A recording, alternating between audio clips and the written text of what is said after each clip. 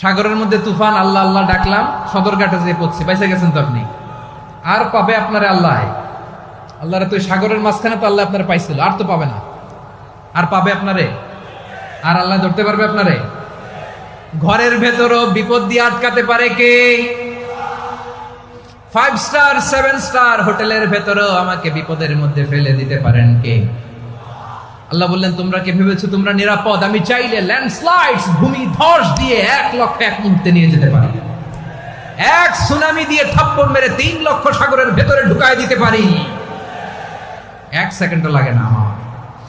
أم أمنتم من في السماء أن يرسل عليكم حاصبا فستعلمون كيف نذير। আল্লাহ চাইলে আকাশ থেকে পাথর বৃষ্টি নাজিল করতে পারেন কি পারেন না? এই মুহূর্তে এখানে ভূমিকম্প দিতে পারেন কি পারেন না?